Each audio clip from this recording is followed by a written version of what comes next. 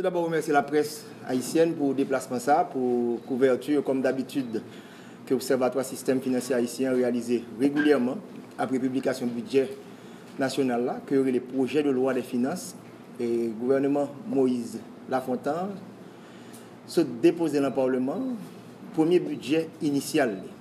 Alors, il faut nous comprendre très bien, son bail constitutionnel ou supposé déposer le budget le 30 juin, et c'est bien que ce gouvernement, maintenant, avec une tendance qui fait depuis quelques temps, on nous garde exactement 144 milliards de gouttes là, que le gouvernement disposé mettait en place dans le budget année ça. Nous connaissons l'augmentation liée par rapport à budget rectificatif qui était sorti dernièrement et qui a été analysé pour nous. Et bien, dans ce sens, nous allons voir que son augmentation de 21,8%. Donc, on regarde bien. Donc, ça, c'est vision qui n'a pas changé. C'est les 4 fondations institutionnelle, politique, économique, sociale et territoriale. C'est vision gouvernement. Donc, ça c'est budget rectificatif là, qui était 118,4 milliards de gouttes. Donc, le gouvernement a décidé d'augmenter de plus de 20%, soit 22%. Donc, voilà les 144 milliards de gouttes. Et comment que le gouvernement a décidé de mettre l'argent, ça, que ce soit au niveau de l'exécutif là ou encore au niveau des autres organismes. Le secteur économique là, sorti avec la Mayol, c'est qu'il y a plus d'argent, avec près de 49 milliards de gouttes, 49,5, soit 34,4% du budget. Secteur social, là, il y a 33,3. Secteur politique, là, il y a 21,98. Et secteur culturel, là, il y a plus que 1,9 milliard de gouttes. C'est les 4 secteurs. Primature augmentée, il retrouve à 2 milliards de gouttes. Présidence augmentée, il retrouve à 1,6 milliard de gouttes.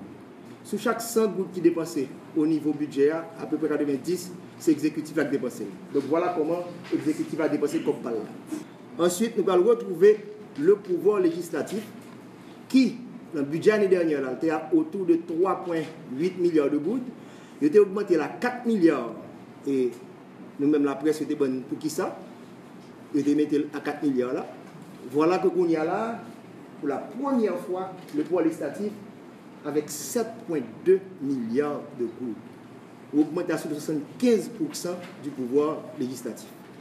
Par contre, il y a un investissement qui a fait dans le pouvoir, dans le Parlement, nous connaissons 2 chambres, nous allons le chiffre pour eux-mêmes. Donc il y a une augmentation substantielle, c'est l'un des plus grands bénéficiaires de ce budget. Nous voulons parler du pouvoir législatif. Et voilà, le pouvoir législatif, avec ses 7 milliards de gouttes, la Chambre des députés va avoir 3,63 milliards de gouttes.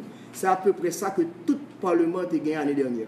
Il y a la Chambre des députés et le Sénat avec 3,57 milliards de gouttes. Maintenant, mais ça, le gouvernement expliqué sans trop d'informations côté le projet COB pour augmenter le financement.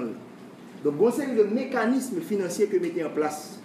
Et nous avons souhaité que le Parlement lit ça bien parce que c'est un engagement que le gouvernement prend pour endetter le pays. Pour avoir une bonne question de la diaspora pour la technologie. 630 millions de gouttes. Là, ça n'a pas existé pour le mettre en place à travers des incubateurs. Là, on me pose une question, est-ce que c'est facile comme ça? Qui est-ce qui va les mettre bon? Qu'est-ce qui va gérer bon? Le gouvernement haïtien ne s'est jamais comporté comme un bon gestionnaire financier.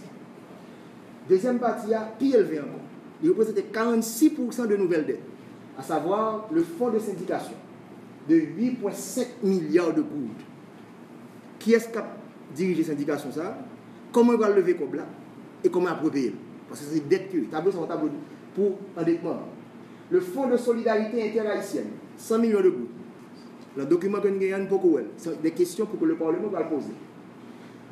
Nous avons le fonds d'intervention routière, 782 millions de gouttes. Le fonds de développement du tourisme existait depuis quelques temps, mais il faut dire de fonds ça tout pour nous qui ça la société.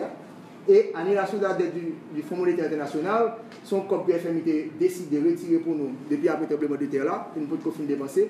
Le gouvernement va mettre l'empanier pour capable finir plusieurs bâtiments publics qui va finir à partir de Petro-Caribé.